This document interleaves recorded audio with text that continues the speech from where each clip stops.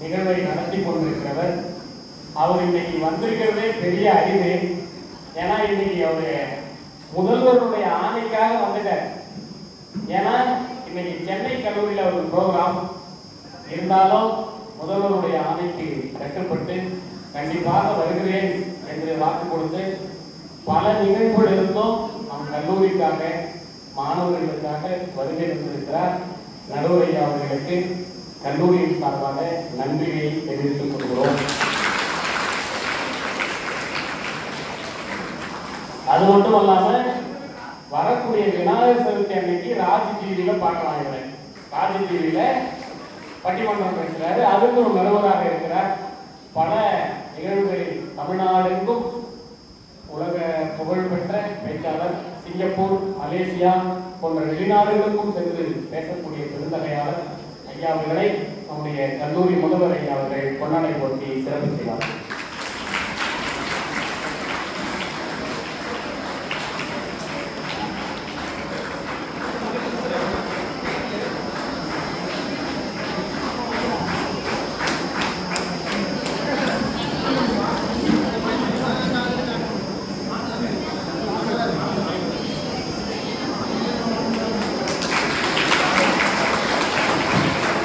அதற்கு நினைவு பரிசுகளையும் நம் கல்லூரி முதல்வர் அவர்கள் கவனித்திருக்கிறார்.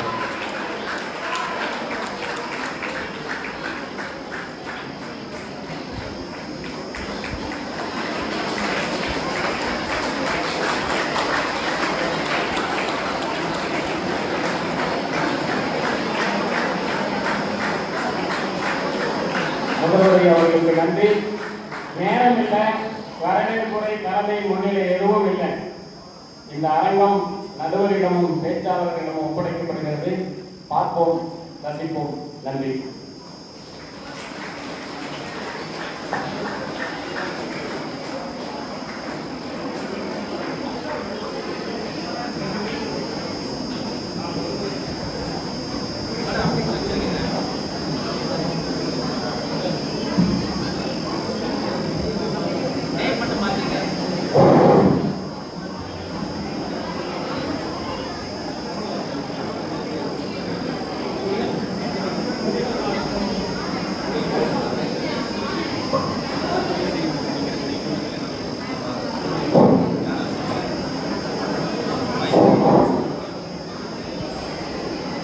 கடல் வதித்து 3 நிறுவனத்து கற்று கலைவிருந்த தாயகமே, கற்ற கடல் மீது கரங்களில் விளையாடும் காவலன் தென்பாண்டி மையகமே, நதியில் விளையாடி தங்கள் மடியில் தவிர்த்த தமிழ் தாயின் தலைமகன் கூர்த்தன் இருந்தான், குருவரசன் அங்கிருந்தான், வார்த்தை தமிழுக்கு வழங்கி தமிழ் கம்பன் இருந்தான், வயதான தன்பாட்டி அம்மை இருந்தால், அரசியலும் புதுவளமாய் கொடைத்தோடு நாடறிந்த புகழேந்தி அங்கிருந்தான், நக்கீரன் நன்னாக நம்பசரை ஒன்றாத்தான், ஓவோர் மாசாத்தி சிறப்படுத்த தங்கோன் காவலர்கள் மூவருமே காத்து நின்ற வாழங்கு காவலன் நம்பி பாட்டெடுத்த அவன் நம்பி எத்தனை பேர் அத்தனை பேரும் மொத்தமாய் சேர்த்து யாத்திரா பாடலையும் யாத்திரை கவிதையிலும் மாப்படாமல் மணியில் வாங்கி காப்படா தமிழர் நெஞ்சில் காலங்களா வீட்டிற்கும் மூப்பிலா தமிழ் முத்தமிழுக்கு வணக்கங்களை சொல்லி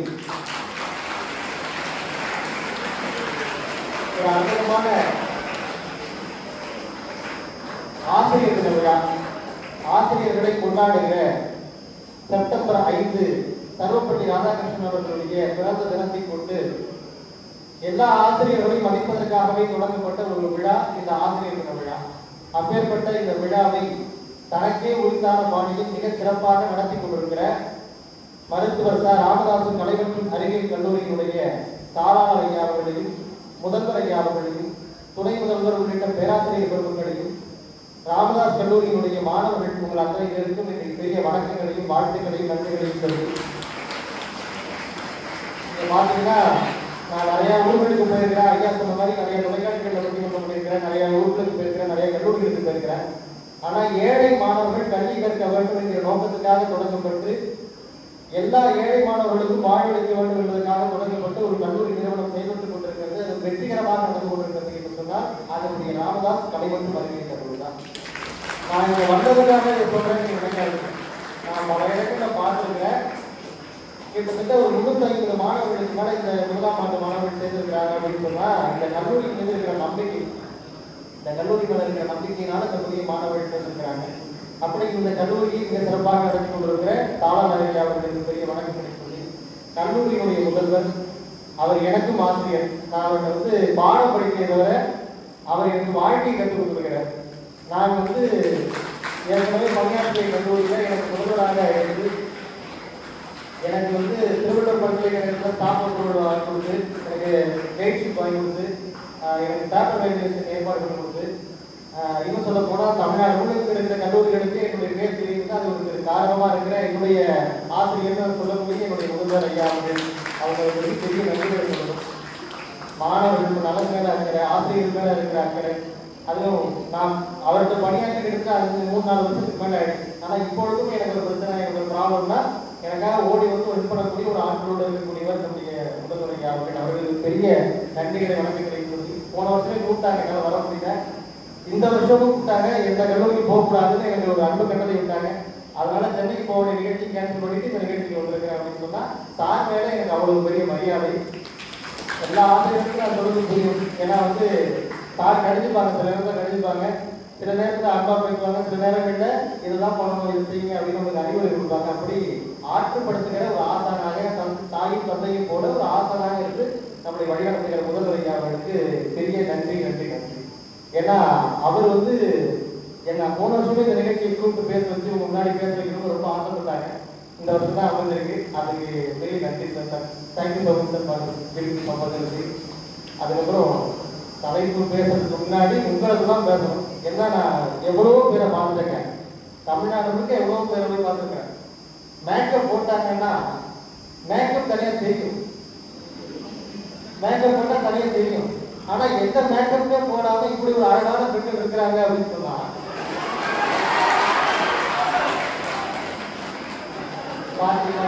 எவ்வளவு தங்கமான மனசு இருக்கு. நான் பொய் சொல்றேன்னு தெரிஞ்சுமே கூட கைவிடுறாங்க. ஏன்னா இப்பெல்லாம் வந்து மேக்கப் ஐட்டம் நிறைய வந்து ஐப்ரோ த்ரெட்னிங் அப்படிங்கிறான். அப்படின்னா என்னன்னா பியூட்டி பார்லர் போயிட்டு ஒரு பிள்ளை சாஞ்சிக்கு அதுல புருவத்துல போயிட்டு ஒரு நூலை வச்சு ரப்பத்தை போட்டு எடுக்கிற மாதிரி இருக்கலாம். அது பேர் என்னது பாத்தீங்கன்னா ஐப்ரோ த்ரெட்னிங் ஆகுது, லிப்ஸ்டிக், மஸ்காரா, என்னென்ன ஐட்டம் இருக்கு. ஆனா இந்த பிள்ளைலாம் பார்த்தா யூஸ் பண்ணவே இல்லை. அதுக்கே பெரிய பாராட்டணும். ஏன்னா ஒரு சில ஊர்ல லிப்ஸ்டிக் போட்டாங்கன்னா அந்த பொண்ணு வந்து காப்பி குடிக்க மாட்டாங்க தெரியுமா. லிப்ஸ்டிக் போட்டா காப்பி குடிக்க மாட்டாங்க. ஏன் தெரியுமா? ஏன் காப்பின்னு சொன்னா வாய் ஒட்டுமா, அதெல்லாம் காப்பின்னு சொல்லுவாங்க. டீ அப்படின்வாங்க, டீ குடிங்க அப்படின்வாங்க. இதெல்லாம் எப்படி உனக்கு தெரியும் நீங்க கேட்கக்கூடாது. நான் ஒரு ஸ்கூலுக்கு போயிருந்தேன், திருத்தணி பக்கத்தில் ஒரு ஸ்கூல்ல பேச போயிருந்தேன். இந்த மாதிரி பட்டிமன்றமோ பேசுறதுக்காக போயிருந்தேன். அதோட முன்னாடி ஒரு பிள்ளைங்க வந்து 6 பிள்ளைங்க வந்து பாடம் சொன்னாங்க. முருகர் பாட்டை சொல்லி ஆரம்பிக்க, ஏன்னா முருகர் கோயில் இருக்கிற பாடம் சொல்லுங்கன்னு பாடினாங்க. அதில் 5 பேர் லிப்ஸ்டிக் போடல, ஒரு பொண்ணு மட்டும் லிப்ஸ்டிக் போடுது.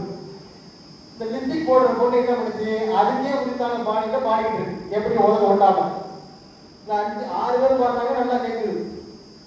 இருப்பது குன்றத்தில் நீ சிரித்தால் முருகா, திரு கனிமலை மீது ஒட்டி பாட்டு நல்லா பாடுறாங்க. இந்த 5 பேருடைய மைக்கு ஆஃப் ஆயிடுச்சு. அந்த லிப்ஸ்டிக் போடுற பொண்ணோட மைக் மட்டும் ஆன்லே இருக்கு. அந்த பிள்ளை பாட்டை கண்டினியூ பண்ணுது. எப்படி திருவண்ணத்தில் நீ சிரித்தால் திருக்கடிமலை மீது அந்த கூட பரவாயில்ல. முருகருக்கு வந்து சொல்லுங்க, திருச்செங்கோரிலே திருப்பாண்டியே கடமாட்டோம் முருகன் முருகன் முருகன் முருகன் ஒரு கோரிங்கிற மாதிரி அப்படின்னா அழக வரவேற்குவாங்க. ஆனா அப்படிலாம் இல்லாம இயல்பாகவே அழகா இருக்கக்கூடிய பெண்கள், இயல்பாகவே அறிவா இருக்கக்கூடிய மாணவர்கள், இயல்பாகவே அறிவை புகழ்த்தக்கூடிய ஆற்றல் இருக்கிற ஆசிரியர்கள் இருக்கிற இடம். ஏன்னா உண்மையாலுமே ஆசிரியர்களை கொண்டாடுறோம்னா சும்மா கிடையாது. மஸ்கட்னு ஒரு நாடு தெரியுமா, கேள்விப்பட்டீங்களா? ஓமன் நாட்டோட தலைநகர் மஸ்கட். அங்க இந்தியாவுடைய ஜனாதிபதியா இருந்த சங்கர் சர்மா மஸ்கட்டுக்கு போயிருக்கிறார். அங்க போனோடனே அங்க இருக்கிற சுல்தான் வந்து அவருடைய கையை பிடிச்சி கீழே வந்து அவர் வரவேற்று இருக்கிறார். அவருடைய சொந்த காலில் அவரை வச்சு கூட்டு போயிருக்கிறார். பத்திரிகையாளர்லாம் கேட்டிருக்காங்க, எந்த நாட்டுடைய ஜனாதிபதி இருந்தாலும் கையை பிடிச்சி கூட்டு வர மாட்டீங்க, காரில் வச்சு கூட்டு போக மாட்டீங்க, இந்தியாவுடைய ஜனாதிபதி சங்கர் சர்மாவுக்கு மட்டும் ஏன் இவ்வளவு மரியாதையை கொடுக்குறீங்க அப்படின்னு எல்லாரும் கேட்டதற்கு அந்த சுல்தான் ஆஃப் ஓமன் மஸ்கட் நாட்டுடைய அதிபர் சொன்னாராம், சங்கர் சர்மா இந்தியாவுடைய ஜனாதிபதிங்கிறதா எனக்கு மரியாதை கொடுக்கல, நான் பூனேல படித்த போது எனக்கு பாடம் சொல்லி கொடுத்த ஆசிரியர் அது, அதனாலதான் இந்த மரியாதை அவருக்கு கொடுக்குறேன் அப்படின்னு சொன்னார். நம்ம ஒரு நாட்டினுடைய ஜனாதிபதியா இருக்கிறத விட உயர்வானதுன்னு சொன்னா ஆசிரியர் பணிதான். அப்படிப்பட்ட ஆசிரியர் பணிக்கு பாராட்டுகிற விழா இன்று ஆசிரியர் விழா.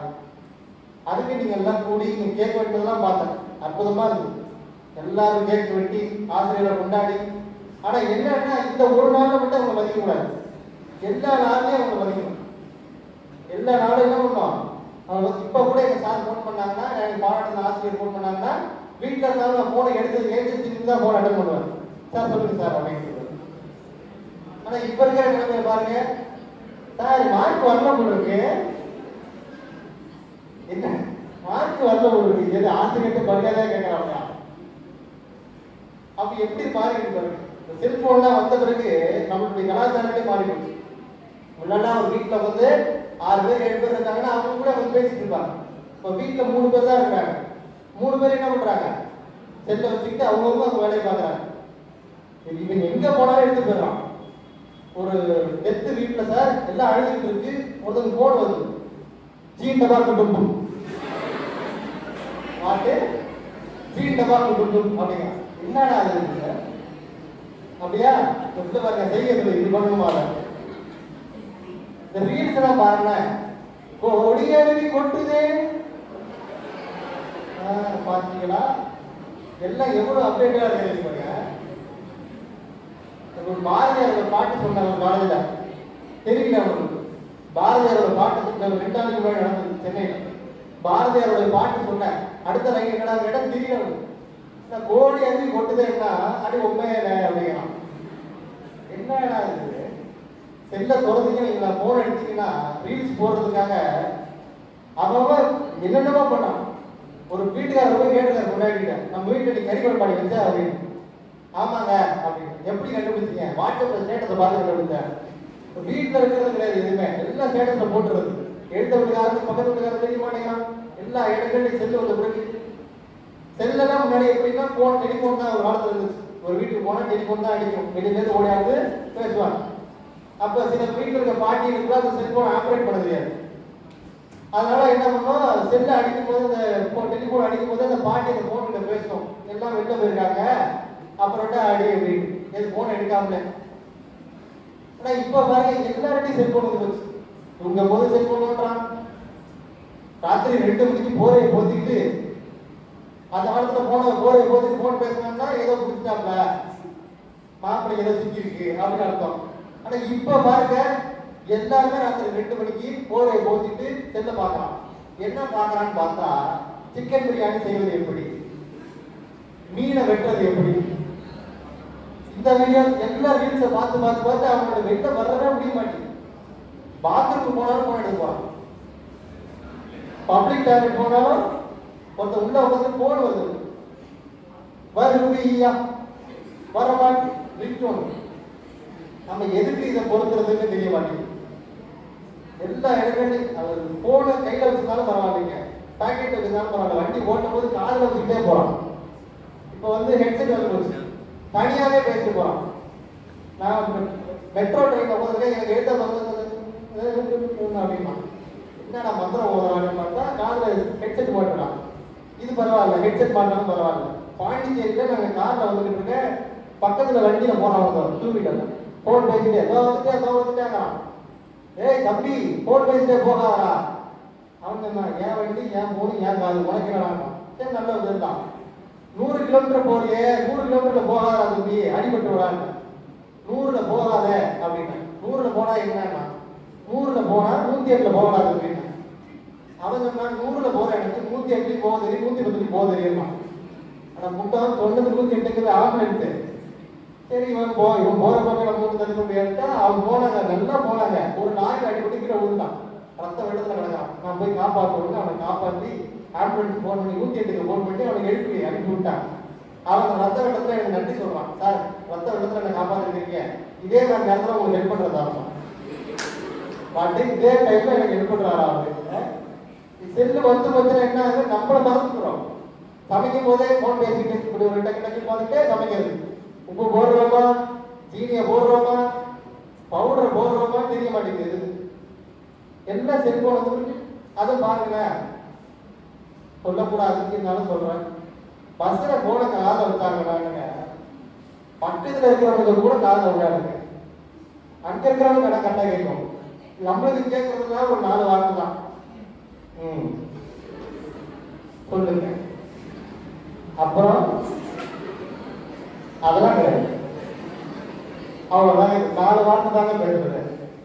அப்படி செல்போன் வந்த பிறகு, சமூக ஊடகங்கள்லாம் வந்த பிறகு நம்முடைய கலாச்சாரங்களுடைய மாற்றங்கள் எப்படிலாம் இருக்கு அப்படிங்கிறத பற்றின சிந்தனைக்காக தான் இன்றைக்கு இந்த தலைப்பே நம்முடைய முதல்வரையாகவும் துணை முதல்வரையாகவும் பேராசிரியர்களாக செய்து கொண்டிருக்கிறாங்க. சமூக வலைதளங்களுடைய இன்றைய சமூக ஊடகங்கள் மாணவர்களுடைய வளர்ச்சிக்கு சாதகமா பாதகமா அப்படின்ற ஒரு அற்புதமான தலைப்பு. பேசுவதற்கு உங்க பேராசிரியர்கள் தான் வருகிறாங்க. நல்ல அற்புதமாக பேசக்கூடிய பேராசிரியர்கள். சாதகமே அப்படின்றதுடைய அணித்தலைவராக பேராசிரியர் சாந்தி அம்மா அவர்கள் வந்திருக்காங்க. உங்களுடைய இயக்கத்தோட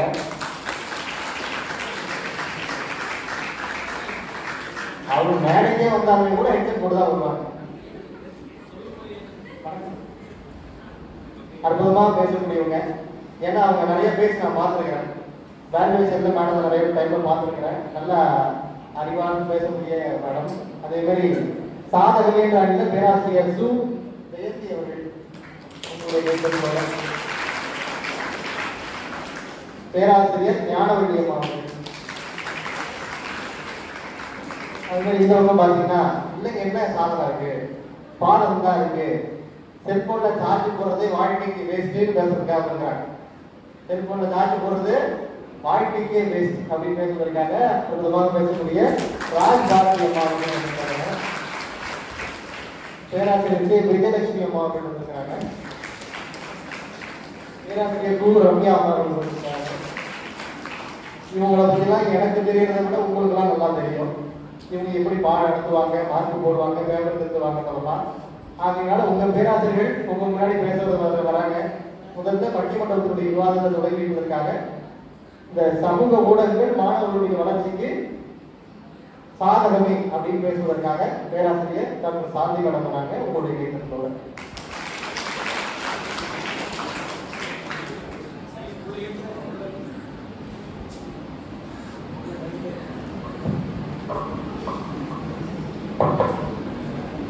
நம்மளெல்லாம் செல்போன் என்னெல்லாம் பண்றோம் அப்படிங்கிறத இந்த அவையில் சொன்ன நடுவர் எவ்வளவு செல்போனை பார்க்கிறாரு, எவ்வளவு பயன்படுத்துறாருன்றதே இந்த தலைப்புக்கு முன்னாடி நம்ம தெரிஞ்சிருக்கோம். நான் இந்த பட்டிமன்றம் எனக்கு முதல் பட்டினம். நான் என்னுடைய இத்தனை ஆண்டுகால ஆசிரியர் படிக்கிறேன். நான் இப்பதான் முதல்ல மதிப்பிடிச்சு பட்டிமன்ற தலைப்புல பேச ஆரம்பித்தேன். ஏதேனும் விடையினால் ஒரு தருமாறு நடுவரையும் அவையையும் கேட்டுக்கொள்கிறேன்.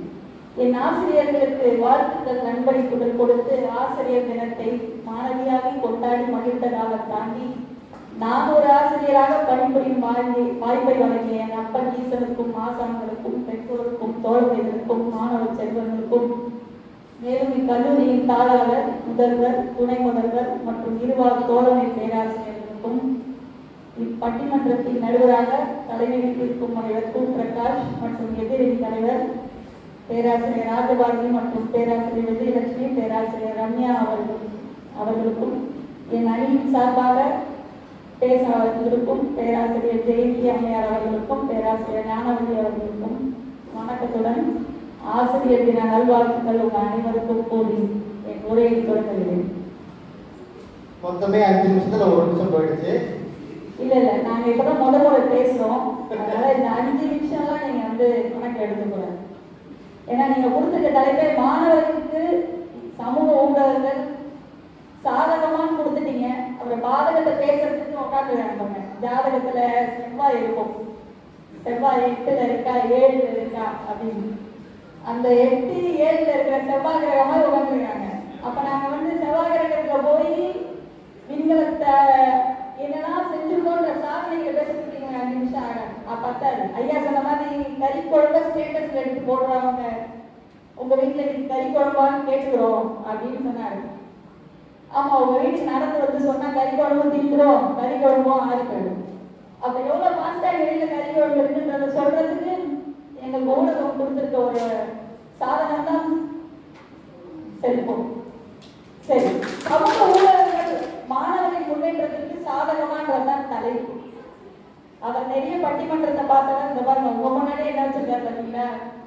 அவர் பட்டிமன்றத்தை நாளைக்கு ஃபேஸ்புக்ல போடுவாரு, ஸ்டேட்டஸ்ல போடுவாரு, அவருடைய எல்லாத்துலயும் போடுவார். ஆனா அவர் நடுவுல உட்கார்ந்து சாதனையே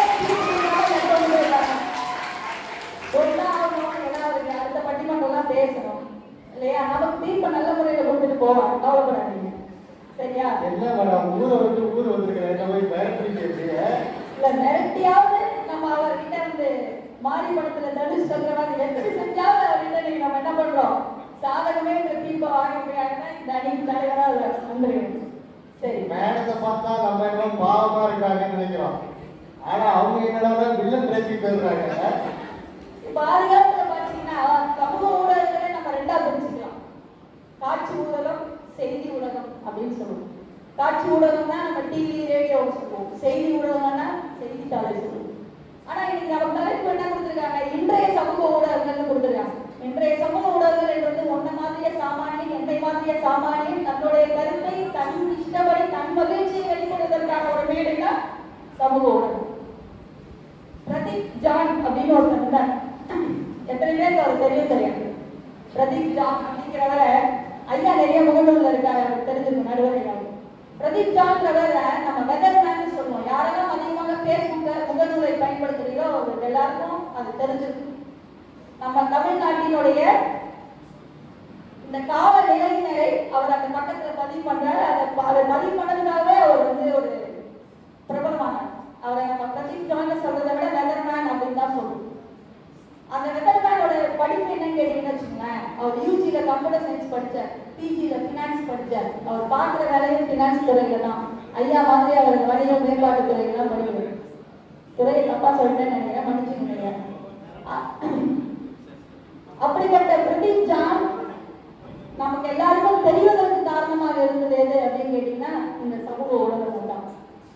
சரி, படிக்கிற காலத்துல எஸ்எஸ்எல்சி ரிசல்ட், +2 ரிசல்ட்லாம் பேப்பர்ல வரும். காலையில தினத்தந்தி பேப்பர் வாங்கிறதுக்கு போய் எங்க அப்பாலாம் 5 மணிக்கெல்லாம் போய் பஸ் ஸ்டாண்ட்ல நிற்பாரு. இன்னைக்கு நம்ம எப்படி பாக்குறோம், காலையில 10 மணிக்கு டான். அதுவும் இப்பெல்லாம் ஒரு 2 வருஷத்துக்கு முன்னாடிலாம் சர்வர் பிஸி ஆயிடுச்சு. 10 மணிக்கு ஓப்பனே ஆகாது. இப்பெல்லாம் அப்படி இல்லை. அதையும் என்ன பண்ணிட்டாங்க, அப்டேட் பண்ணிட்டாங்க.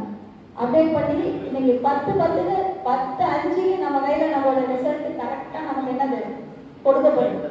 இது சமூக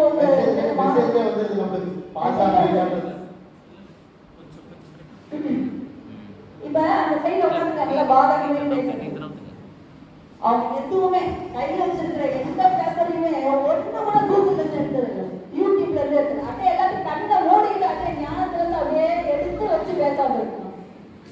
இதெல்லாம் பண்ணிக்கவே கூடாது. கணக்கு வேணும்னா யூடியூபை பார்த்துக்க வேண்டியது, ஃபேஸ்புக்கை பார்த்துக்க வேண்டியது, ட்விட்டரை பார்த்துக்க வேண்டியது. இங்க வந்து ஒரு பேப்பரை வச்சுட்டு நான் சமூக ஊடகத்தை பத்தி பார்த்ததே இல்லை அப்படின்னு போய் சொல்றதுக்காக வந்திருக்கிற செவ்வாய்க்கிழமை பார்த்துக்கணும். இப்ப ஐயா சொல்ற மாதிரி ஒரு புத்தகம் வாங்க கடைக்கு போறோம். அந்த புத்தகத்துல புத்தகம் வாங்க கடைக்கு போறோம். அதுல நல்ல புத்தகமும் இருக்கும், கெட்ட புத்தகமும் இருக்கும். நல்ல புத்தகம் கூட இருக்கும், அதுல ஏதாவது ஒரு இடத்துல சில கெட்ட விஷயங்களும் இருக்கும். நமக்கு நல்லது, அவன் எழுதுறவங்க அது கெட்டதா இருக்கும், நமக்கு அது நல்லதா இருக்கும், நமக்கு அது கெட்டதா இருக்கும். அதுக்காக இவர் புக்ஸே படிக்காத, புத்தகத்தையே வாசிக்காத அப்படின்னு நம்ம தடை செய்ய முடியுமா? சாமி கிட்ட போய் வர கேட்கிறோம், நான் நல்லா இருக்கேன், என்ன சுத்தி இருக்கிறவன் நல்லா இருக்கணும், என்ன சுத்தி இருக்கிறவன் நல்லா இருக்கணும்னு வேண்டுறோம் இல்ல? அப்படிலாம் நம்ம என்னைக்குமே கேட்கறது இல்லை. உலகம் நல்லா இருக்கணும் அப்படின்னு நம்ம சாமி கிட்ட போய் வர கேட்கிறோம். ஏன் அடுத்த மாசம் எங்க வீட்டுல எனக்கு ஸ்மார்ட் போன் வாங்கி கொடுத்துடணும், நான் பாக்குற பொண்ணு எனக்கு ஓகே சொல்லிடணும், அசைன்மெண்ட்டை பார்த்து எழுதிடணும், நிறைய மார்க் வாங்கிடணும் அப்படின்னு நம்ம சாமி கிட்ட என்ன கேட்கிறோம், நிறைய வர கேட்கிறோம். கேட்கறோம் தானே? ஏன் நீங்களே யாரும் கேட்கறதே இல்லையா? கேட்கறோம் தானே? அப்படி கேட்கும்போது சாமி நம்ம கொடுத்துட்டா சாமியை நம்ம என்ன சொல்றோம், வர கொடுத்த சாமின்றோம். நீ கேட்கிற எல்லாத்தையுமே கூகுள் கொடுக்குது இல்ல, கொடுக்குதா இல்லையா? உடனே நான் அந்த பக்கத்துல பாயிண்ட் எடுத்து பேசுவாங்க பாருங்க, கூகுள் நீங்க கேட்கறத மட்டுமா கொடுக்குது, உங்களுக்கு கெட்டது எல்லாத்தையுமே கொடுக்குது அப்படின்னு. சாமி கெட்டதை கேட்டீங்கன்னா சாபம் தருவார் தான், நல்லதை கேட்டா வரம் தருவார். ஓகேவா? கூகுள்ல போய் சாமின்னு சொன்ன ஒரே ஆள் மேடம் தான். ஆமா, கூகுள் சாமி தான். நீ அதுல நீ கொடுக்குற, நீ நல்லவன். ஆனா நீ என்ன கேட்டா, நான் எப்பயுமே கிளாஸ்ல பசங்கள்ட்ட சொல்லுவேன், டேய் நீ எரும மாடுன்னு ரீகனேஷன் கேட்டு பாரு, அது கொடுக்கும் உனக்கு. கூகுள் வந்து சாமி தான். நீ கேட்கறதுல கரெக்டா இருந்தேன்னா அது கொடுக்கறதுலயும் கரெக்டா இருக்கும். நம்ம 4 பக்கம் நல்லா இருக்கு 10 பக்கம் நல்லா இல்லைன்றதுக்காக அந்த 4 பக்கத்தை படிக்காம இருந்துறது இல்லைல்ல வாழ்க்கையில. கண்ணாடி எப்பயுமே சுத்தமா தான் இருக்கும். நம்ம தான் ரொம்ப அழுக்கா இருக்கும். ஆனா நம்ம முகத்தை படிச்சுட்டு கண்ணாடி பார்க்கறத விட கண்ணாடி ரொம்ப அழுக்கா இருக்குன்னு வேற கண்ணாடி வாங்க போடுவோம். எத்தனை கண்ணாடி வாங்கினாலும் கண்ணாடியே எப்பயுமே சுத்தமா தான் இருக்கும். நம்ம தான் அழுக்கா இருக்கிறோன்றத நம்ம முதல்ல தெரிஞ்சுக்கணும். என்னமா பேசுறாங்க மேடம், கண்ணாடியில பிரச்சனை இல்லை, நீ தாண்டா ஒழுங்கா துடைக்கல அப்படின்றாங்க. ரெண்டாவது, இந்த சமூக ஊடகங்கள் தான் இந்த மாணவர்களை முன்னேற்ற பாதைக்கு கூட்டிட்டு போல நிறைய தீய விஷயங்களை கற்றுக் கொடுக்குதுன்னு சொல்றோம். நான் என்ன கேட்கிறேன், ராவணன் காலத்துல, துரியோதனன் காலத்துல, துஷோதனன் காலத்துல என்னைக்கு எந்த பேஸ்புக் இருந்துச்சு, எந்த வாட்ஸ்அப் இருந்தது, எந்த சமூக ஊடகங்கள் இருந்தது? அப்பெல்லாம் தீயவர்கள் இல்லையா?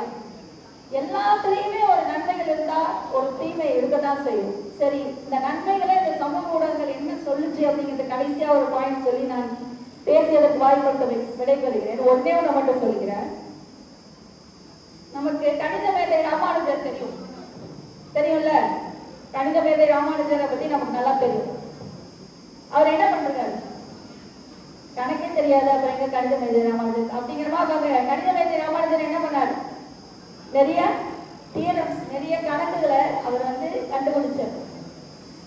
ஆனா அவர் கண்டுபிடிச்ச கணக்குகள் எல்லாமே எங்கேயோ ஒரு இடத்துல யாரோ ஒருவரால அது எல்லாமே இதற்கு முன்னாடியே உருவாக்கப்பட்டுச்சு. அவருடைய வாழ்நாள் ஃபுல்லாக அது ஏதாவது ஒரு கண்டுபிடிச்சதுலே அவர் செலவு பண்ணிட்டே போயிட்டாரு. யோசிச்சு பாருங்களேன், அவர் இருந்த காலத்துல இந்த சமூக ஊடகங்கள் இருந்திருந்தா அவர் எதெல்லாம் ஏற்கனவே கண்டுபிடிக்கப்பட்டது என்று தெரிஞ்சிருந்து அவர் இன்னும் புதிய கண்டுபிடிப்புகளை கணிதத்துக்கு கொடுத்திருந்திருப்பார். ஆக சமூக ஊடகங்கள் அப்படிங்கிறது நம்மளுடைய மாணவர்களுக்கும் நம்மளுடைய வாழ்வியலுக்கும் அது ஒரு முன்னேற்றத்தையும் சாதகத்தையும் தான் எப்பொழுதுமே தரும் என்று கூறி வாய்ப்பளித்தமைக்கு நன்றி கூறி விடைபெறுகிறேன். நன்றி.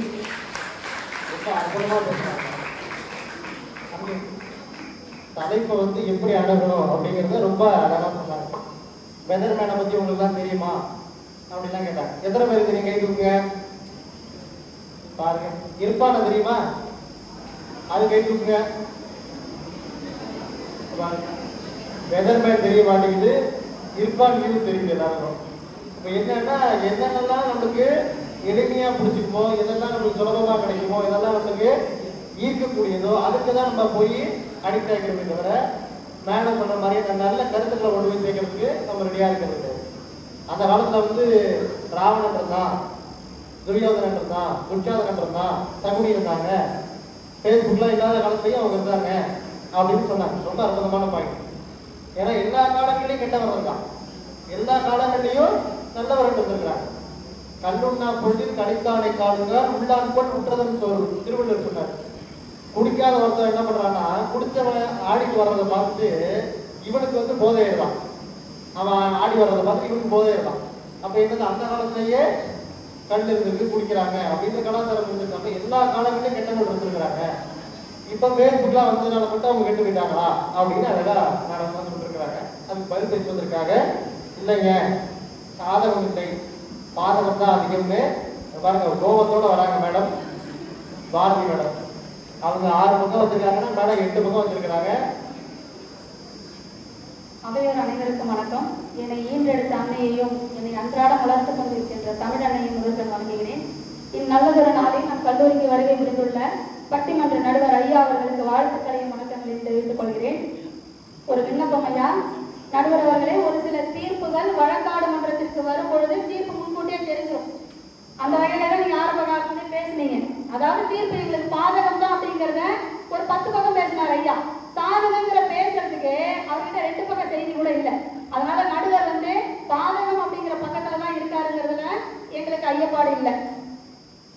எதிரணியில இருந்த அம்மையார் எங்களை சபாகரன் சொன்னாரு, நீங்க எங்களை 7.5 சனின்னு சொன்னாலும் நாங்க வருத்தப்பட போறது, நீங்க இறங்கியே பேசலாம், தப்பு இல்லை. அம்மையார் சொன்னாங்க, மேடம் தான் தைரியம் பார்த்தா மேடம் தைரியத்துக்குலாம் தைரியமா இருக்காங்க. இவங்க 2 பேரும் வீரலட்சுமின்னு வந்திருக்கலாம். இவர் வந்து எப்படி வந்து பாதகம்னு தீர்ப்பு சொல்ல முடியும் அப்படிங்கிற நோக்கத்துல நீங்க சிறப்பா கொண்டு போனாங்க சாந்தி மேடம். அதுல முடிவு என்ன பதிவாகுதோ அந்த பதிவை பதிவிடுவதற்காக அவர் படம் பிடித்துக் கொண்டிருக்கிறார். முடிவு என்னவா சொல்ல போறாரு? பாதகம்னு சொல்ல போறாரு. அப்ப அந்த பதிவிடணும்ல, மாணவர்களுக்கு போய் சென்று சேரணும்ல மேடம், அதுக்காக அதை வச்சிருக்கிறாரு. அப்புறம் சொன்னாங்க இந்த கல்லூரியில வேலை பார்க்குற எல்லா ஆசிரியர்களுமே அறிவா இருப்பாங்க. அப்புறம் பாத்தீங்கன்னா நாங்க மகிழ்ச்சியை வெளிப்படுத்த வேண்டாம்னு சொல்லவே இல்லை. எங்களுக்கு அதுல துளி அளவு கூட வருத்தம் கிடையாது. கல்யாண பத்திரிகையே ஸ்டேட்டஸ் வைங்க, தப்பு இல்லை. கல்யாணம் பண்றதையும் ஸ்டேட்டஸ் வைங்க, தப்பு இல்லை.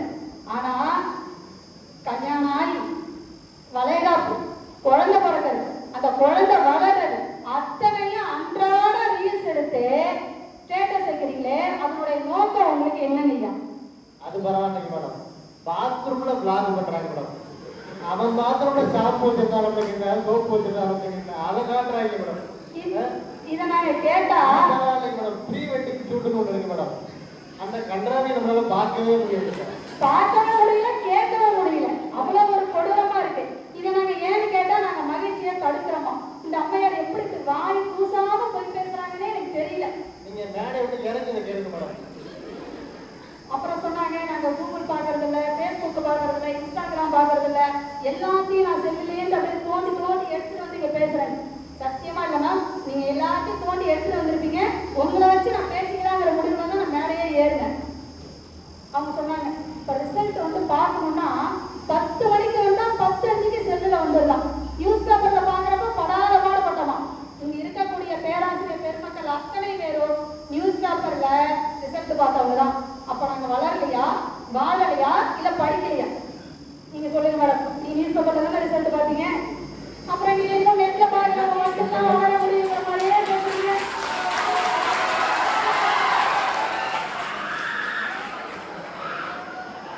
இந்த பக்கம் போனா சீவன், இந்த பக்கம் போனா செவரல். அப்புறம் சொன்னாங்க கூகுள் வந்து முப்பெரும் தெய்வங்களுக்கெல்லாம் தெய்வமா மேல கொண்டு போயிட்டாங்க. அப்ப எனக்கெல்லாம் புள்ள அடிச்சு போச்சு. உண்மைதான், சாமின்னு சொல்லிட்டாங்க. நானும் சாமியை பத்தி ஏதாவது ஒரு தேடல் போடலான்னு சாமின்னு டைப் பண்ணேன். வந்துச்சு மேடம். அதுதான் நான் தொட்டேன். சொல்லுது வாயா சாமி, போயா சாமி, இந்த சாமி, நட சாமி.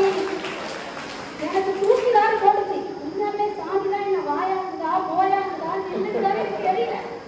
உண்மைதான், அதை நான் ஏற்றுக்கிறேன். வேணாம், தெரியாதனமா அந்த சாமி படத்தை போட்டு பார்த்தாங்க. வாயா சாமி, வந்துடுற சாமி.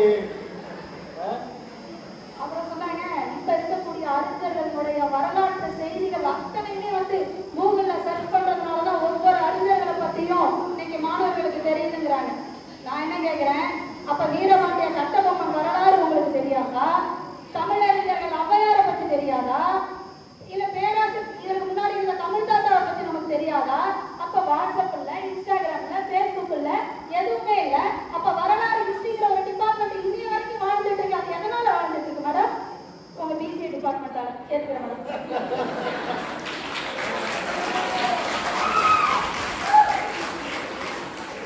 அப்புறம் ஐயா இந்த தலைப்பு வந்து சமூக ஊடகங்கள் பாதகமா சாதகமா கிடையாது. பிசிஏவா தமிழ் பாட்டு.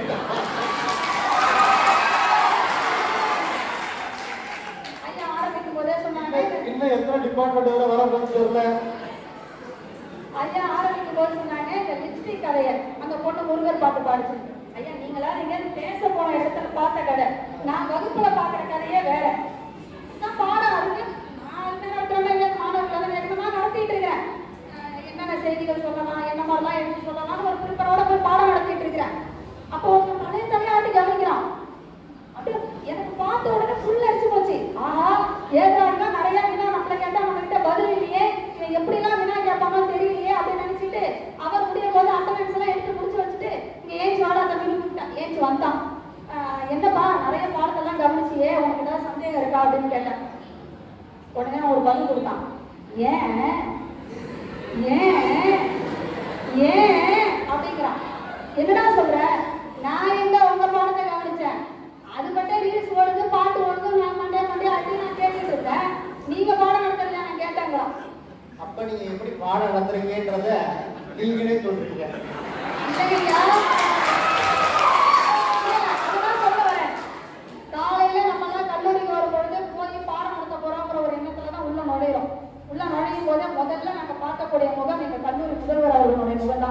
எல்லா கல்லூரிலையும் நாங்கள் பார்த்துருக்கோம், மேக்ஸிமம் பிஓ நிற்பாங்க, வாட்ச்மேன்ஸ் நிற்பாங்க.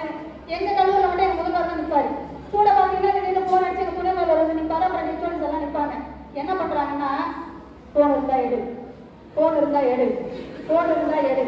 நான் என்ன கேட்குறேன், சமூக ஊடகங்கள் வந்து இன்னைக்கு சாதகம் அப்படின்னா எங்கள் முதல்வர் ஐயா அந்த வேலையை செய்ய வேணாமே, ஃபோனை அவங்ககிட்ட கொடுக்க வேண்டியதானே? நல்ல பாயிண்ட்டுங்க. ஆனா இந்த நல்ல பாயிண்ட் சொல்லி அவங்களே மாட்டிட்டாங்க. அப்படி முதல்வரே வெளில நின்று செல்ல கூட கேட்டு வாங்கின பையன் உங்க கிளாஸ்ல மட்டும் எப்படி காலை வச்சு கேட்டுருவான்? அது அந்த சொல்லிடுறேன் ஐயா. இவன் போகும்போது 2 ஃபோன் வச்சுக்கிறான், இங்க ஒன்று வச்சுட்டு போயிருக்கான், வீட்டுல ஒன்று வச்சிருக்கான். கேட்டா அப்பா பங்குக்கு அப்பா கிட்ட, அம்மா பங்குக்கு அம்மா கிட்ட 2 ஃபோனை வாங்கி வச்சுக்கிறான். அப்ப 2 ஃபோன் வச்சுக்கிறவங்க நல்ல பையன் இல்லைன்றீங்களா நீங்க? ஐயா, நாங்க துருவி கண்ணுல விளக்கண்ணிய ஊட்டினாலும் அவன் ஏமாத்துறதுன்னு முடிவு பண்ணா ஒண்ணும் பண்ண முடியாது. இல்ல 2 ஃபோன் வச்சிருந்தா நல்ல பையன் தான் மேடம். ஏன்னா இப்ப நான் 2 ஃபோன் வச்சிருக்கேன், அதனால சொல்றேன். ஆகவே அடுத்தது பாத்தீங்கன்னா ஐயா, நமக்கு பாடம் நடத்த வரக்கூடிய ஆசிரியர்கள்லாம் பாத்தீங்கன்னா முதல் நாள் நடத்தின பாடங்களை நமக்கு நினைவூட்டி நமக்கு பாடம் நடத்தி பார்த்துருக்கோம். நான் வகுப்புக்கு போன உடனே நடத்தக்கூடிய பாடமே ஃபோன் இருந்தா கொடுத்துரு, நான் போகும்போது உனக்கு கொடுத்துறேன், ஆனா நான் உங்ககிட்ட வாங்கினேன்னா நான் திரும்பி தரமாட்டேன். இதை ஒரு 10 நிமிஷத்துக்கு அவங்ககிட்ட நான் பேசி அதுக்கப்புறம் நான் அந்த பாடம் நடத்துறதுக்கான ஒரு நினைவலைக்கு நான் கொண்டுட்டு வர்றதுக்குள்ளார நான் வர்ற பாடத்துக்கு முடிஞ்சு போகுது. நான் என்ன பண்றது? அதாவது இதுக்கு ஒரு 10 நிமிஷங்க, அட்டென்ஸ் எடுக்கிறதுக்கு ஒரு 10 நிமிஷங்க, அதுக்கப்புறம் 2 பேரும் திட்டுறதுக்கு ஒரு 10 நிமிஷங்க, அவங்களால முடிஞ்சுருங்க. ஆனா எல்லாரும் நம்மள மாதிரி தான் இருக்கு. அடுத்த பாயிண்ட் எடுக்கிற வரைக்கும் நம்ம பேசுவோம். ஆகவே அவர் பாத்தீங்கன்னா நாங்கெல்லாம் சபாகிரகத்திலேருந்து வந்திருக்கிறோம், எங்களை வந்து ஆஃப் பண்றதுக்காகவே அந்த அந்த ஒரு மோட்டிவ்ல மட்டுமே பேசினேன். சாந்தி மேம் வந்து மாணவர்கள் செல்போன் வச்சு அவங்க வகுப்பறையில அவங்களுக்கு எந்த விதமான இடையூறுமே பண்ணல, நான் என்னுடைய வகுப்பறை மிகவும் தூய்மையாகவும் அப்படியே மாணவர்கள் வந்து புலவர்களாகவும் அமர்ந்து பாடம் கவனித்துக் கொண்டிருக்கிறார்கள். அவங்களால உறுதிமொழி சொல்ல முடியுமான்னு கேளுங்க. மேடம் முதல்ல செல்போன் இல்லாம நீங்க பாடம் எடுத்துக்கலாம் மேடம் கேட்கறாங்க. வாய்ப்பு இருக்கா மேடம்? சொல்ல மாட்டாங்க. சாதகமா பாதகமா இல்ல, ஊடகங்கள் பாதகம் அப்படிங்கிற தலைப்புக்கு நான் வரேன். ஒண்ணுல இன்னைக்கு ஏன்டா என்கிட்ட சந்தேகம் கேட்க மாட்டேங்கிற, நான் பாடம் நடத்துறது எல்லாம் உனக்கு புரிஞ்சிருச்சு அப்படின்னா நீங்க என்னனாலும் பரவாயில்ல மேடம், நான் செல்லுல தேடி படிச்சுப்போம் அப்படிங்கிறான். செல்லுல அவன் தேடும் பொழுது அவன் தேடிய செய்திகள் மட்டும் அவனுக்கு கிடைப்பதில்லை, கூடவே அவனுக்கு தேவையற்ற அத்தனை செய்திகளையும் அவன் வயது வரம்பிற்கு மீறி கற்றுக்கொள்கிறான். அது ஒரே காரணத்தினாலதான் இன்னைக்கு நாடு சுத்தமா வீணா போச்சு அப்படிங்கிறதுல கடந்த ஒரு 10 நாட்களாக நடக்கக்கூடிய நிகழ்வுகள் நமக்கு சான்றாக இருக்கிறது. அதுல எந்த மாற்றமுமே கிடையாது. துப்பாக்கி தயாரிக்கிறது அப்படின்னு சொல்லி தராங்க, தப்பு இல்லை, ஏதோ ஒரு தொழிற்கல்வி கூட வச்சிருக்கோம். கொலை எப்படி பண்றதுன்னு சொல்றான், அது படத்துலயும் சொல்லிட்டு இருக்கிறான், சரி போன சொன்னா போறான்னு போயிடலாம். தற்கொலை செய்து கொள்வது எப்படி?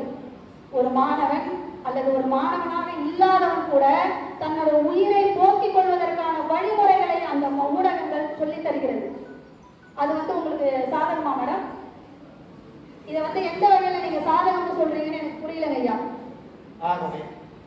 அடுத்தது பாத்தீங்கன்னா பேஸ்புக்ல லைக் எவ்வளவு வருது, அந்த லைக் அடிப்படையில தான் அவனுடைய அந்த நாளை ஆரம்பிக்கிறது. எழுந்திருக்கிறான், ஸ்டேட்டஸ் எத்தனை பேர் பார்த்துருக்கிறாங்க, பேஸ்புக்ல எவ்வளவு பேர் லைக் போட்டிருக்கிறாங்க, இதை பாக்குறான்.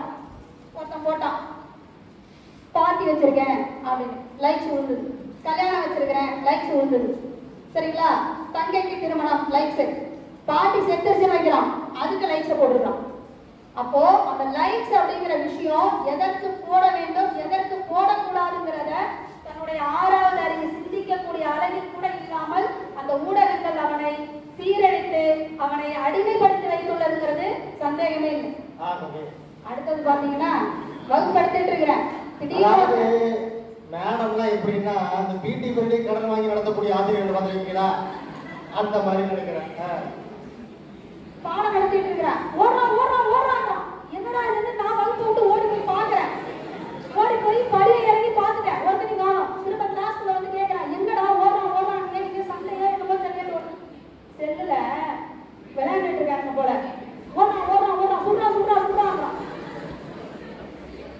சந்திரகம் அந்த சந்திரகம் அவனை போட முதல்ல. அவனை போடு. நான் சொன்னேன், தம்பி என்னைக்காவது என்ன சுற்றாதீங்கடா, நான் அப்பாவிடா, எனக்கு இந்த பிள்ளைங்கடா, என்னை விட்டுருங்கடான்னு வந்தேன். இந்த மாதிரி ஒரு அவல நிலையில் இன்று மாணவர்கள் சென்றிருக்கிறார்கள் என்றால் அதற்கு இன்று இருக்கக்கூடிய சமூக ஊடகங்களை என்ற என்னுடைய வாதங்களை மிகவும் ஆழமாக சொல்லி வாய்ப்புக்கு நல்லதொரு பாராட்டு கூறி விடைபெறுகிறேன். நன்றி, வணக்கம். மேடம் வச்சிருக்கிற 16 பக்கத்தையும் முடிச்சாதான் வருவேன்ட்டு எல்லா பக்கத்தையும் முடிச்சாங்க. ரொம்ப அற்புதமா பேசினாங்க. மேடம் பேசுறதுல இருந்து எனக்கு தெரிஞ்ச விஷயம் என்னன்னா, அவங்க எவ்வளவு கஷ்டப்பட்டு பாடம் நடத்துறாங்கன்றதான். ஒரு மாணவன் மண்டையாடுறான், ஒரு மாணவன் ஓடுறாங்கிறான். இதெல்லாம் தாண்டி மேடம் வந்திருக்கிறாங்கன்னு சொன்னா அது பெரிய பாராட்ட வேண்டிய ஒன்று. என்ன மேடம் சொன்னோம், இல்லை லைக்ஸுக்காக தான் வாழ்க்கையை ஓடுறாங்க. என்ன பண்ணாலும் ஃபேஸ்புக்கில் போடுறான், என்ன செஞ்சாலும் யூடியூப்ல போடுறான், என்ன பண்ணாலும் பிளாக் எடுத்து போடுறான். இந்த ஊருக்கு போனேன், இந்த புரோட்டா நல்லா இருந்தது, 3 நாள் வந்து நான் நல்லா இருக்கு ஓங்குறான். எதுக்கு? ஃபுட் ரிவ்யூவா? அப்ப எல்லாமே வந்து நெட்ல போடணும், ஃபேஸ்புக்ல போடணும், 4 பேர் பார்க்கணுங்கிற மாதிரி செஞ்சு அவனுடைய கலாச்சாரங்களே மறந்து போயிடும். மேடம் சொன்ன மாதிரி பார்த்தா நமக்கே தோணுது, ஐயோ இவ்வளவு கொடூரமா ஆயிடுச்சா அப்படின்னு. ஒரு பையன் 4வது 5வது படிக்கிற பையன் கேம் விளையாடிட்டு இருக்கிறான், பப்ஜி விளையாடுறான், அதை தோத்துட்டானே பார்த்து அப்படின்னு இருக்கிறான். அவனுடைய ஹார்ட் நின்று போயிடுச்சு, குழந்தை இறந்து போயிட்டான். 10வது படிக்கிற பையன் 8வது படிக்கிற பையன் செல்போன் அடிப்பையான பிறகு அவனுக்குலாம் ரத்த கலாச்சாரம்லாம் எதுவுமே முடியா இருக்கு. கத்தி எடுத்து வெட்டுறா, அப்பா கிரெடிட் கார்டு கொடுப்பா, என்ன வாங்கணும், துப்பாக்கி வாங்கணும் அப்படிங்கிறான். எதுக்கு? பப்ஜியில் விளையாடுறது. அப்ப இவ்வளவு பிரச்சனைகள்லாம் என்ன பண்ணுது? சமூக ஊடகங்கள் உருவாக்கி கொடுக்குதுன்னு ரொம்ப அழகா ஆணித்தனமா பிரமாதமா அவங்களுக்கே உண்டான பாணியில மேடத்துக்கு பதில் சொல்லி பேசியிருக்கிறாங்க. இல்லைங்க சாதகம் தான் இருக்கு அப்படின்னு பேசுவதற்காக பேராசிரியர் ஜெயந்தி மேடம் வராங்க உங்களுடைய கருத்துக்களோட.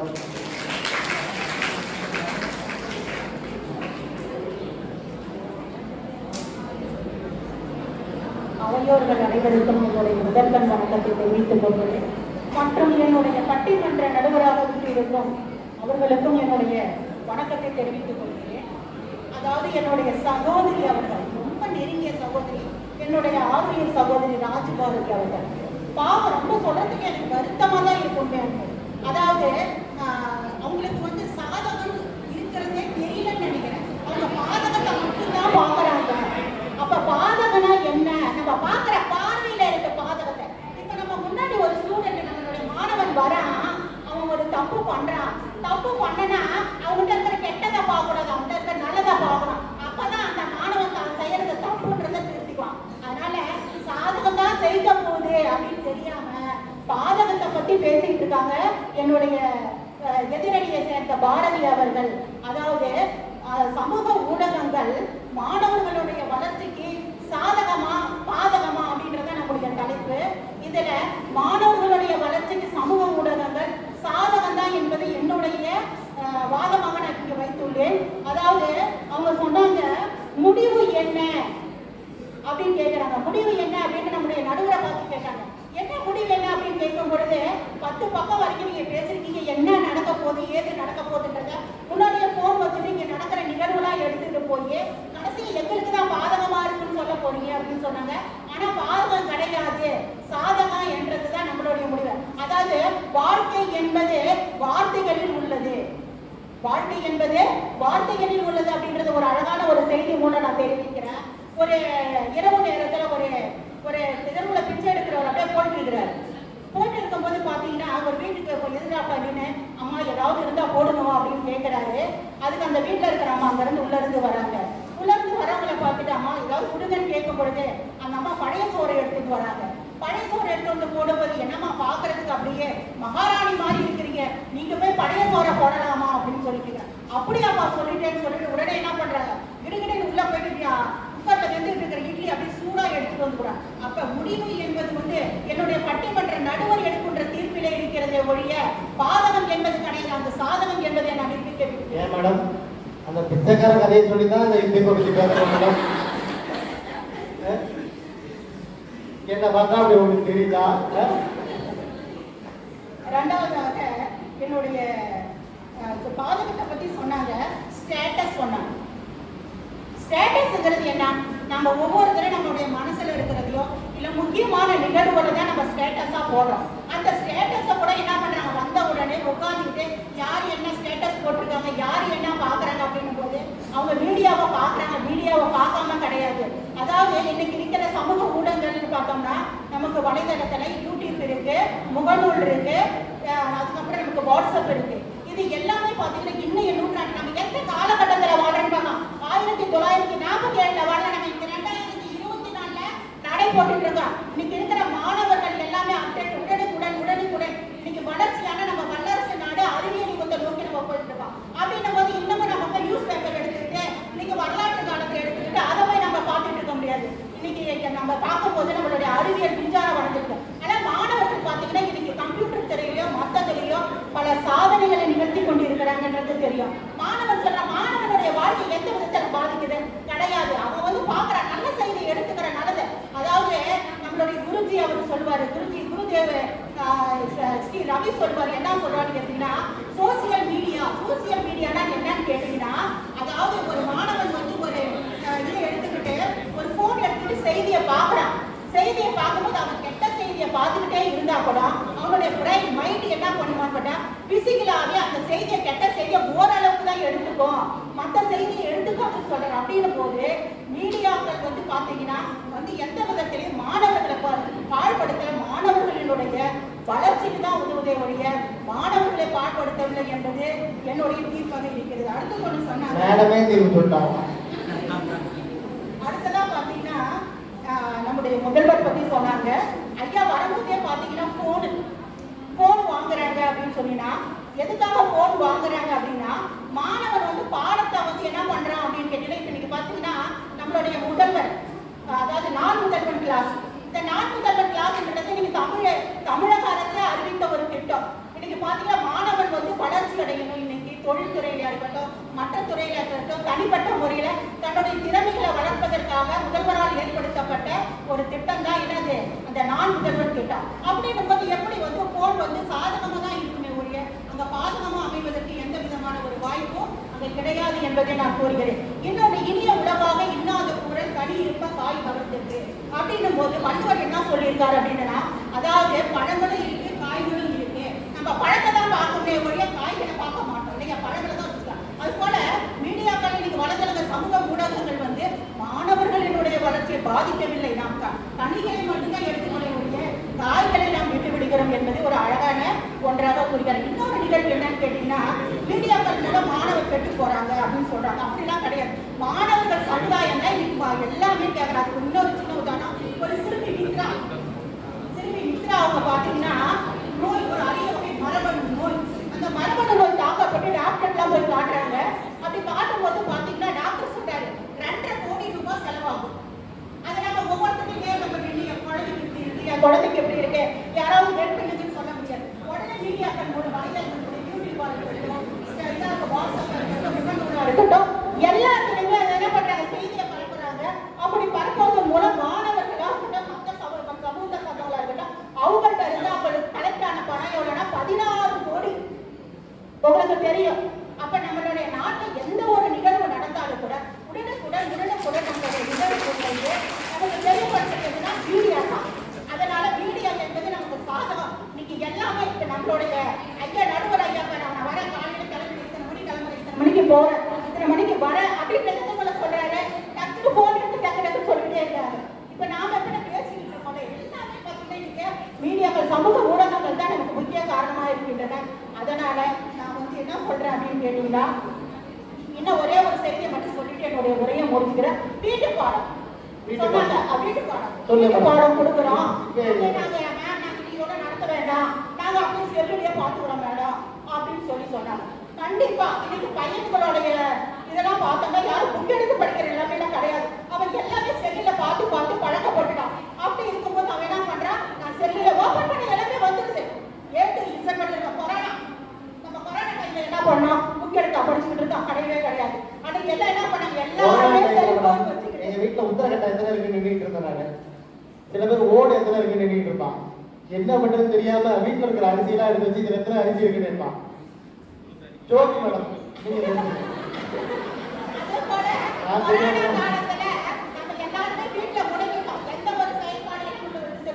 மாணவர்களுடைய படிப்பு என்பது அது பாதிக்கப்பட்ட நிலை. அந்த மாதிரி நிலைமையில கூட நமக்கு என்னது வலைதளங்கள் நம்ம சமூக ஊடகங்கள் தான் நமக்கு என்ன பண்ணுது, கல்வி என்பதை கூறி எனது உரையை முடித்துக் கொள்கிறேன். நன்றி, வணக்கம்.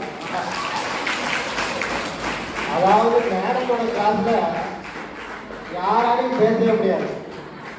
ஏன்னா என்னாலேயே நடுவில் பேச முடியும். வாயடைக்கிற மாதிரி ஒரு பேச்சுன்னு சொல்லுவாங்கல்ல, அந்த மாதிரி வந்து மடை திறந்த வெள்ளம் மாதிரி யாராலையும் நடுவில் கூற முடியாத அளவுக்கு அற்புதமா பேசுறாங்க. அதுக்கு பெரிய பாராட்டுகள், வாழ்த்துக்கள். அதுல என்னன்னா இவங்க 5 பேருமே வந்து ஏற்கனவே முடிவு இனி அவங்க எவ்வளவு அர்த்தம் இந்த மாதிரி தான் பாடம் நடத்துறதுக்கு ஆசிரியர்கள் வரணும். 10 நிமிஷம் நேரம் அப்படின்னு இருக்கிற மாதிரி இல்லாம அவங்க மாதிரி போறதுக்கு அடுத்தது ரெடியா நிக்கிறாங்க. ரொம்ப அற்புதமா பேசுறாங்க. நடுவில் பூரவே முடிந்த பாருங்க என்ன வாயடைச்சு போற மாதிரி பேசுறதுன்றாங்க. அதுதான் உங்க வீட்டுக்காரர் எவ்வளவு கஷ்டப்படுவாருங்கிறத நான் இப்பதான் சொல்லிட்டேன். சில பேர் பேசுனா டிவியில எடிட் பண்ண முடியாது. நான் ஏன்னா சேனல்ல இருக்கும்போது எடிட் பண்ண வருவோம். சில பேர் கண்டினியூஸா பேசுவாங்க, கட் பண்ணவே முடியாது. அந்த மாதிரி என்ன நடுவில் பேசவே முடியல மேடம். அந்த அளவுக்கு மழை தந்த வெள்ளம் மாதிரி இவங்க 5 பேருமே கூட ஏற்கனவே யாரா என்ன தலைப்பட்டு முடிவு பண்ணி பேச வந்திருக்கிறாங்க. ஆனா இன்னைக்குதான் வந்து ஒருத்தவங்க வராததுனால ஜெயந்தி மேடம் வந்திருக்கிறாங்க. அப்படி இருந்தாலுமே கூட ஒரு தேர்ந்த ப்ரொஃபஷனல் பேச்சாளர் மாதிரி அழகா அற்புதமா பேசியிருக்காங்கன்னா அது பெரிய பாராட்டுகள், வாழ்த்துக்கள் பாருங்கள். ஏன்னா இன்னைக்கு ரெடி பண்ணி பேசுற மாதிரி இல்லை. 2000 வருஷமா ஊறி ஊறி ஊறி இந்த தலைப்பை பேசுறதுக்காக ரெடி பண்ண மாதிரி எவ்வளவு நல்ல செய்திகள்லாம் சொன்னாங்க. எவ்வளவு நல்லது இருக்கு, ஏன் நல்லது எடுத்துக்க மாட்டேங்கிறீங்க, இனி எவ்வளவா இன்னாத பொருள் இருக்கு தெரியுமா உங்களுக்கு அப்படின்னு தமிழுக்கு தமிழ்லயே பதில் இருக்கிறாங்க. அல்ல என்ன இருக்கு, பாதகம் தான் இருக்கு அப்படின்னு பேசுவதற்காக ஜெயசெல்வ குமாரி மேடம்,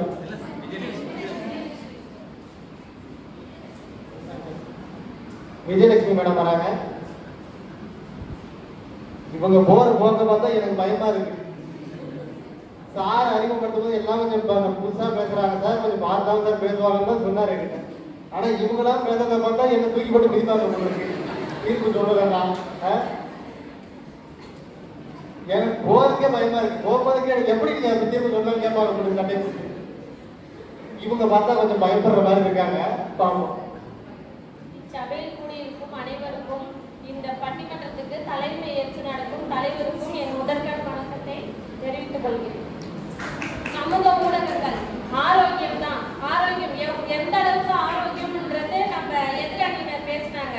இப்ப அதுல வந்து எல்லாமே தப்பு தப்பான விஷயங்களை தான் கொண்டு போய் கொடுக்குறாங்க. பொய்யான தகவல் வாட்ஸ்அப்ல இப்ப எங்க காலேஜ்லயே நாங்க வாட்ஸ்அப்ல ஒரு குரூப் கிரியேட் பண்ணிருக்கோம். அதுல நோட்ஸ் அனுப்பவுல okay madam, okay sir, college group ஆகட்டும், இண்டிவிஜுவல் குரூப் ஆகட்டும், அதுல என்ன நியூஸ் இருக்கு அப்படின்னு யாருமே அதை உணரல. மறுநாள் வந்துட்டு அதை கேட்கறாங்க, என்ன மேடம் அதுல போட்டிருந்தீங்கன்னு.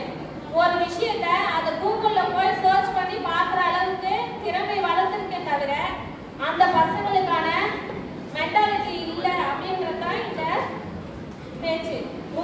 அவங்க என்ன பேசுறாங்கன்னு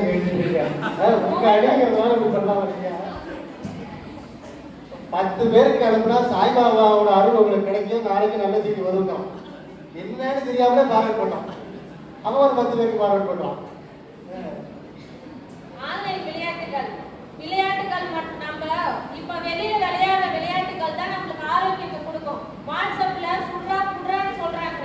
ஆனா அவங்க எங்க பக்கத்து வீட்டுல ஒரு நிகழ்ச்சி நடக்குது. என்னன்னா இப்போ வந்து வாட்ஸ்அப்ல விளையாண்டுட்டு இருக்கான். அப்போ வந்து சுடுறா அவனை கொல்றான்னா இவன் என்ன பண்ணிட்டான், காதுல சரியா வாங்காம போன்ல கான்சன்ட்ரேஷனை செலுத்திட்டு பக்கத்து வீட்டுக்காரனுக்கும் அவனுக்கும் சண்டை நடக்குது. சண்டை நடந்த உடனே அவன் போயிட்டு ஜெயிலுக்கு போயிருக்கான். ஜெயிலுக்கு போனா அந்த மாணவனுடைய வாழ்க்கை வந்து சீர்குழியுமா நிலை பெறுமா? சீர் தானே கெட்டு போகும். அப்ப அது எப்படி நம்ம முகநூல்ல போன்ல வந்து போன் நல்லது சாதகம்னு சொல்றாங்க. எந்த அளவுக்கு பாதகம் அப்படின்றத அவங்க உணராமலே பேசிட்டு இருக்காங்க. ஒவ்வொரு இதுலயும் ராமாயணம், மகாபாரதம் எல்லாத்துலயுமே வில்லன்கள் இருந்தாங்க. அது ஒரு வில்லனா இருந்தாங்க. இப்ப பல வில்லன்கள் மாறிட்டு இருக்காங்க. ஏன்னா டெக்னாலஜி எந்த அளவுக்கு அவங்க கொண்டு போய் மாறுது அப்படின்றது. என்ன டயலாக் பண்ணீங்களா? அப்பெல்லாம் ஒரு வில்லன் தான், இப்ப எல்லா வேலும் வில்லனா தான் இருக்கான். நல்ல பாத்தீங்களா, நல்லவனே இல்லைன்றாங்க படம். உலகத்துல நான் ஒரு நல்லவருங்க. மதம் சார்ந்த வெறுப்பு தூண்டுதல் எதிலும் ஆர்கானிக் செயலே. எல்லாமே எல்லாமே டெக்னாலஜி தான். எனக்கு வந்து ஃபோன் இருந்தால் போதும். என்னுடைய லாங்குவேஜாக இருக்கட்டும், என்னுடைய ஸ்டடியாக இருக்கட்டும், நான் வந்து ஃபோனே யூஸ் பண்ணிக்கிறேன் அப்படின்றான். இப்போ நாங்கள் போய் கிளாஸ் எடுக்க போகிறோம் அப்படின்னா, மேடம் எனக்கு எல்லாம் தெரியும், மேடம் எனக்கு தெரியும், நான் பதிவிறக்கம் பண்ணியிருக்கேன்றான். நாளைக்கு காலையில் அவனை கொஸ்டின் கேட்டால் உன் மார்க்கு பதிவிறக்கத்திலே வரும், என்ன வரும்னா 0வா வரும் அப்படின்னு சொல்லிட வேண்டியதுதான். மேடம் இந்த கோவக்காரங்க தான். என்னுடைய பிரைவசி மொபைல் வந்து வாட்ஸ்அப்ங்கிறது, ஃபேஸ்புக், இன்ஸ்டாகிராம் எல்லாமே என்னுடைய பிரைவசின்றாங்க. பிரைவசில உங்களுடைய போட்டோவை அப்டேட் பண்ண சொல்றாங்க. நீங்க எதுவுமே பாராம யாருமே தெரியாது, ஆனா என்ன பண்ணுவீங்க, உடனே போட்டோவை அப்லோட் பண்ணுவீங்க. அந்த போட்டோவை எடுத்து மேக் பண்ணி என்ன கெட்ட விஷயங்களை கொண்டு போய் செலுத்தணுமோ அத்தனை விஷயங்களுமே நம்மளுக்கு பாதகமா தான் இருக்கு, சாதகமா இல்லவே இல்லை. மாணவர்களுக்கு சமூக ஊடகம் எப்பொழுதுமே தீங்கை விளைவிக்கக்கூடியது, பாதகமா தான் இருக்கு அப்படின்றதுதான் என்னுடைய முறை. செல்போன்ல வந்து நம்ம வாட்ஸ்அப்ல ஸ்டேட்டஸ் வைக்கிறோம், போட்டோ வைக்கிறோன்றதை தாண்டி ஏஐ டெக்னாலஜி வந்து போச்சு. நம்ம போட்டோவை எங்க இருந்து வேணாலும் எடுக்கலாம்.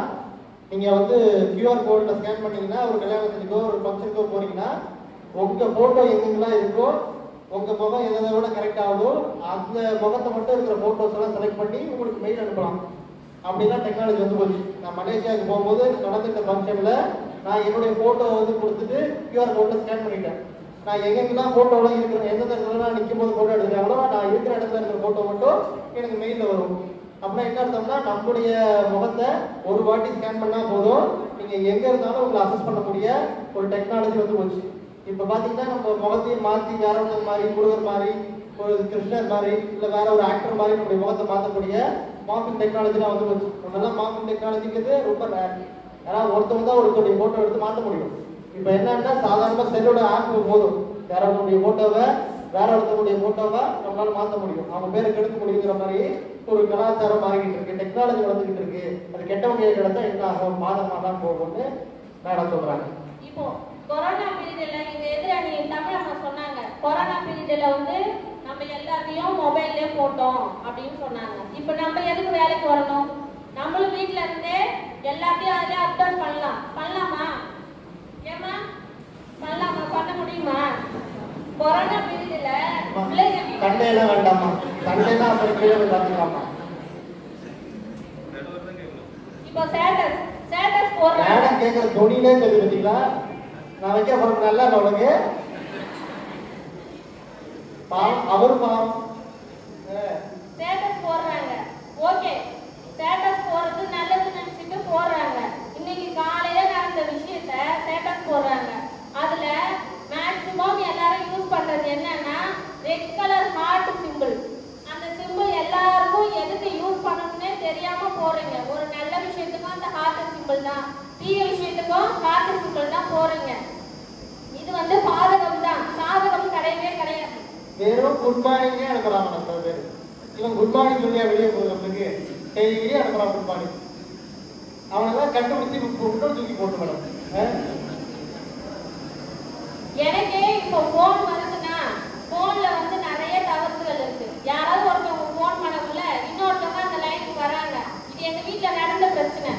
என்ன பண்றாங்க, லைனுக்கு வராங்க, லைன் கிடைக்கவே இல்லை. இது ஃபோன் பிரச்சனையா என்னோட பிரச்சனையா? எனக்கு அது சாதகமாவே அமையல, பாதகமா தான் அமைச்சுது. எனக்கு டெய்லியும் ஃபோன் பண்றாங்க மேடம். ஆக்சிஸ் பேங்க்லேருந்து ஃபோன் பண்றான், ஸ்டேட் பேங்க்லேருந்து ஃபோன் பண்றான், உங்களுக்கு லோன் இருக்கு நாங்கள் தரோம் வாங்குங்க. எனக்கு வேணாண்டாங்கிறேன், வேணாம் என் ஃபோனை எடுங்கடா, என் நம்பரை எடுங்கடாங்கிறேன். இன்னொரு நான் ஃபோன் பண்ணுது, அதே மேடம் ஸ்டேட் பேங்க்லேருந்து பேசுகிறேன், எஸ்பிஐலேருந்து பேசுகிறேன், ஆக்சிஸ் பேங்க்லேருந்து, மேடம் என் நம்பரை எடுங்க மேடம்.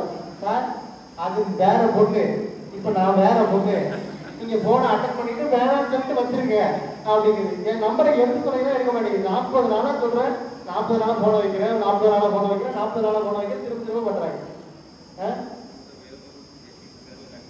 எனவே மாணவர்கள் சமூக ஊடகங்கள் ஒரு பொழுதும் சாதகமா அமையவே அமையாது, இருக்கவும் முடியாது. மாணவர்கள் முற்றிலும் தீங்கினை விளைவிக்கக்கூடியத முகநூலாதான் இருக்கும்.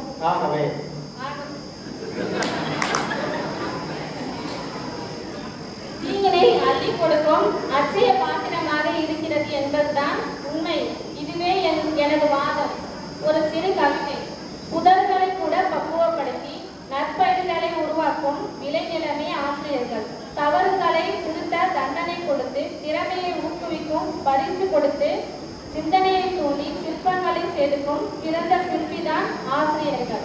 அரிதன அறிவையும் எளிதென பெற புத்தகமின்றி பாடமும் கற்றுக் கொடுக்கும் ஆசிரியர்களுக்கு ஆசிரியர் தின நல்வாழ்த்துக்கள் கூறி கொண்டு விடை பெறுகிறேன். நன்றி, வணக்கம். ரொம்ப அற்புதமா பேசுறாங்க.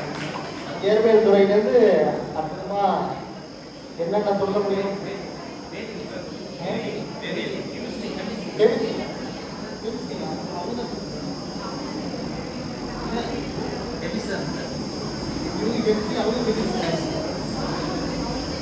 இந்த மேடம் தான் இதை மாற்றி சொல்லிட்டாங்க. வேதியியல் துறையிலேருந்து ரொம்ப அற்புதமா பேசியிருக்கிறாங்க. என்னென்ன பாயிண்ட்லாம் சொன்னாங்க நம்மளே பார்த்தோம். ஃபோன்ல ஆரம்பிச்சு, அவன் வாட்ஸ்அப் ஸ்டேட்டஸ்ல ஆரம்பிச்சு, ஆர்ட் சிம்பிள் ஆரம்பிச்சு, எல்லாத்துக்கும் ஆர்ட் சிம்பிள் தான் போடுறான். லைக்குங்கிற பட்டனே யூஸ் பண்ணுறது கிடையாது. இது இன்ஸ்டாகிராம்ல பார்த்தீங்கன்னா லைக்குங்கிற பட்டனே கிடையாது. ரீல்ஸ் போடுறதுக்குலாம் நம்ம லைக் போடவே முடியாது, வெறும் ஆர்ட் தான் போடலாம். அப்பாவுக்கும் ஆர்ட் தான் போடுறான், தங்கச்சிக்கும் ஆர்ட் தான் போடுறான், ஃப்ரெண்டுக்கும் ஆர்ட் தான் போடுறான். இப்போ இந்த சிம்பிள் இப்படி ஒரு சிம்பிள் காட்டுறான். வேற கொரியாக்காரன் காட்டுற மாதிரி நம்மளும் ஒரு சிம்பிள் காட்டுறோம். இப்போ இதை சிம்பிள் போட்டோ எடுக்கலாம், அதை ஸ்டேட்டஸ் போடுறோம். அப்போ நம்முடைய கலாச்சாரம்லாம் மாறிட்டு இருக்கு, ரொம்ப பாதகமாகிட்டு இருக்கு அப்படின்னு ரொம்ப அழகா அற்புதமா பேசியிருக்கிறாங்க மேடம். இந்த சாதகம் தான் அப்படின்னு பேசுவதற்காக வேதியியல் துறையிலிருந்து ஞானவள்ளி உங்களுடைய கைத்தட்டோட வராங்க.